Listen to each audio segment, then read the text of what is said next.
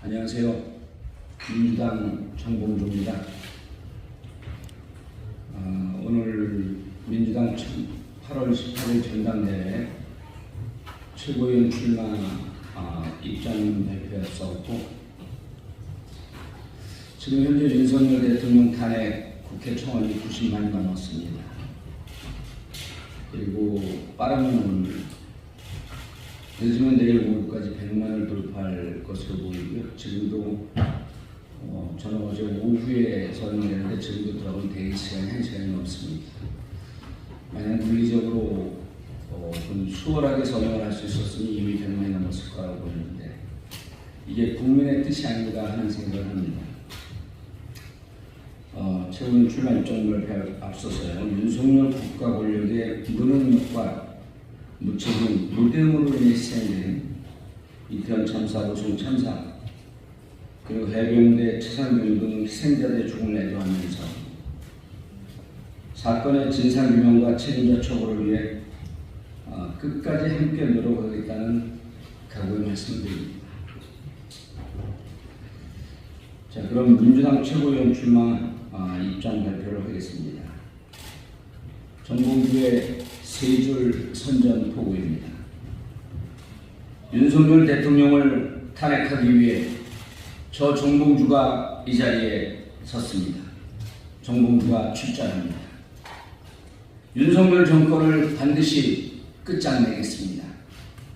이 임무를 수행하기 위해 당원 동지들과 끝까지 함께하겠습니다. 이상입니다. 질문 있으신가요? 마치겠습니다. 감사합니다.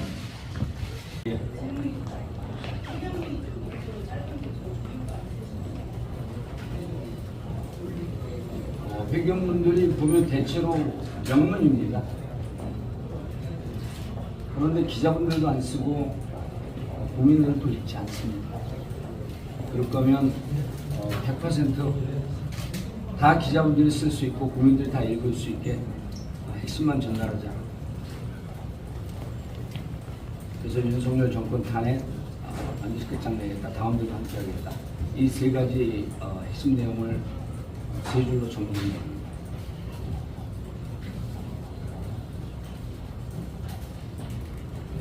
너무 짧았나요? 기자회견이? 그리고 짧으면 1분 쇼츠로 많이 달리겠죠.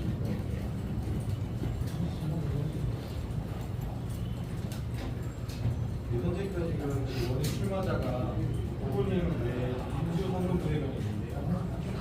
김지호 상근부대변인에 대해서 후보님이 가지신 생각하시는 장점이 있으실까요? 일단 그렇게 질문하시니까 김지호 부대변인의 강점을 잘 모르니까 일단 비교는 안 되고요. 일단 김지호 씨가 누군지 잘 모릅니다. 저는 개인적으로. 제 방송에 몇 번 출연했는데 그 일면식은 없고요. 제 강점을 여쭤보시는 것 같은데, 최고위원은 개인의 정치 스펙을 쌓기 위해 완장 하나 더 달고 견장 하나 더 다는 거 맞습니다. 그러나 당원들이나 우리 민주당 지지자들이 보기에 최고위원은 당의 지도부라고 하는 걸 잊지 말아야 합니다. 지도자의 덕목은 용기와 희생입니다. 위급한 상황에 당이 국민의 명령에 부름을 받을 때 과연 저 사람은 용기를 낼 수 있겠는가?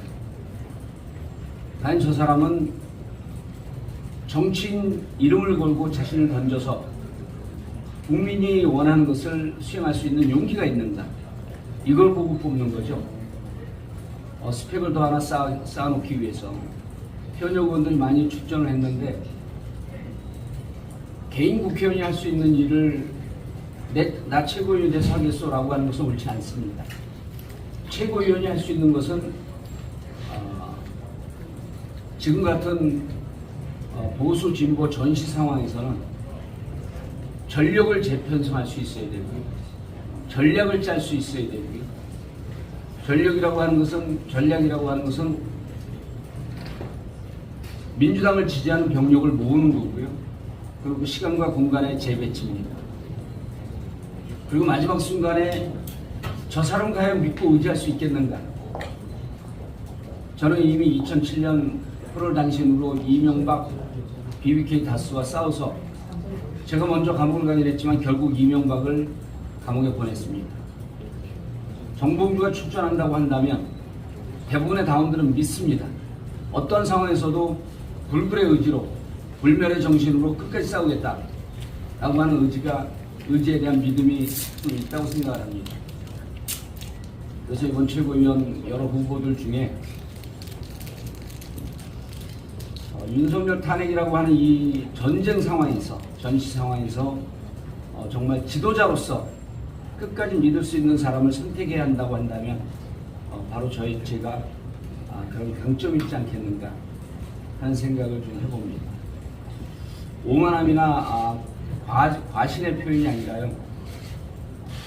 이미 역사적 경험이 한번 입증한 바가 있기 때문에 이명박과 싸울 때도 처음에 한 20명 의원이 합류하다가 달리다 보니까 제 뒤에 아무도 없고 혼자 달렸습니다. 이번에도 그렇게 된다고 해도 피하지 않을 것이고요. 이번에는 그렇게 되지는 않을 것 같습니다. 워낙 많은 분들이 함께 해주고 있고 민주당이 명령하는 바가 크기 때문에 혼자 싸우지 않아도 될 것 같다는 생각입니다.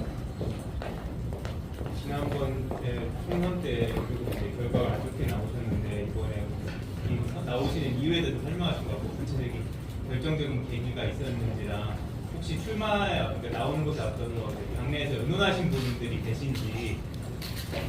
당원들과는 끊임없이 소통을 하고요. 누구의 사인이나 재가가 있어야지 출마하는 건 아닙니다. 아마 그걸 물어보셨다고 한다면 잘못된 질문이라고 생각하고요. 당원들과는 끊임없이 소통을 합니다. 그리고 지난 총선 때 제가 경선까지 이기고 국회의원되는 바로 문턱에서 아깝게 물러났는데요. 만약에 저에게 당원에서 소명의 기회를 줬으면 그렇게 되지 않았을 거라고 생각을 합니다만 제가 국회의원 배지를 달지 못한 것은 하늘의 뜻이다.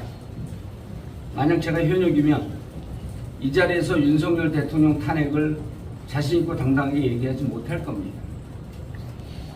원해이기 때문에 원해라고 하는 기회를 하늘이 다시 한번 준 것이기 때문에 당당하게 현역 의원들과 역할 분담을 통해서 현역 의원들은 상임위 본회의에서 열심히 활동하고 싸우고 저는 당원과 소통하면서 당원의 뜻을 받아서 원의 입장으로 좀 자유롭게 주장할 수 있는 주장을 할 수 있다고 생각합니다.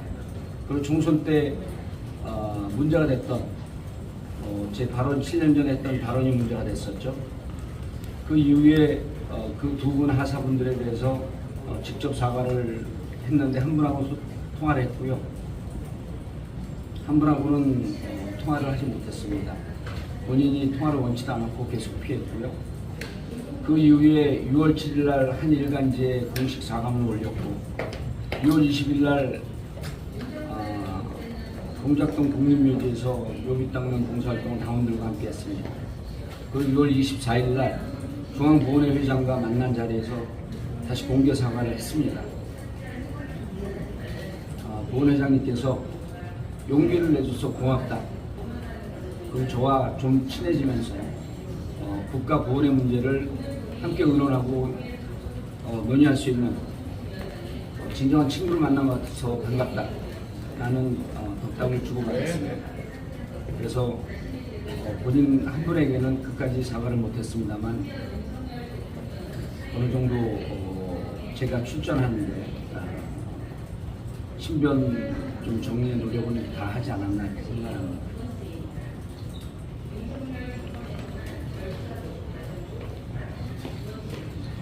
더 질문 있을 텐데. 예. 아니.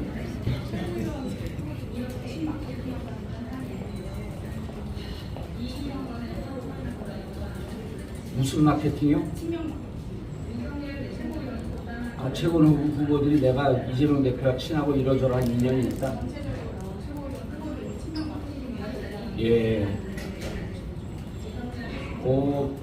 그분들이 이재명 대표하고 친분이 있다라고 하는 것은 개인들의 선택한 전략이겠죠. 그런데 이제 저는 이렇게 생각을 합니다. 그분들의 전략 다 존중하고요. 이재명 대표에 대해서 재판, 기소, 검찰 수사, 압색 이런 게 전대미문입니다. 근데 그 최고위원들은요, 이재명 대표와 똑같은 지위에서 이재명 대표를 지키고 민주당을 지키려고 하는 결기와 노력이 있어야 됩니다. 친하다는 것을 강조해서 이재명 대표를 지킬 수 있을까? 이 부분에 대해서는 조금 의문입니다. 지금은요, 당을 지키고 이재명 대표를 지키고 민주당을 지키고 민주당 지지를 지키는 것은 닥치고 공격입니다. 닥공입니다. 그래서 우리를 이렇게 법적 틀거리로 압제고 압살하려고 들어오고 있는데 국민의 뜻에 의해서 당신들도 당할 수 있다. 1대1 동등한 싸움을 하고 있다라고 하는 공격의 칼날을 보여줘야 됩니다. 그 칼날은 누구한테 보여줘야 되냐면요, 윤석열 대통령에게도 보여줘야 되고 검찰에게도 보여줘야 되고 판사들에게도 보여줘야 됩니다. 우리에게는 국민이 있다.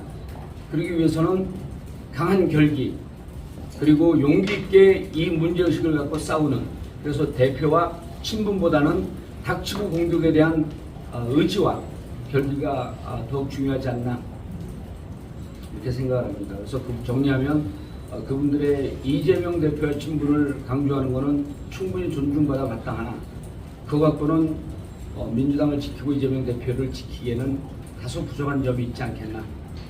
저는 이것을 제가 더 우월하다고 생각하지 않고요, 역할 분담이라고 생각합니다. 현역 의원들은 본인들이 할 수 있는 범위 내에서 말씀을 하시고 저는 원외로서 제가 할 수 있는 범위 내에서 말씀을 하면서 역할 분담을 하겠다. 최고위원은 5명입니다. 5명 중에 당원과 소통하고 원외 약 100여 명의 원외 위원장들과 소통하면서 원외 의견을 반영할 수 있는, 당원의 의견을 반영할 수 있는 원외 출신 인사 1명, 정봉주 정도는 최고위원에 들어가도 되지 않겠는가 하는 생각입니다. 오늘 끝내겠습니다. 감사합니다.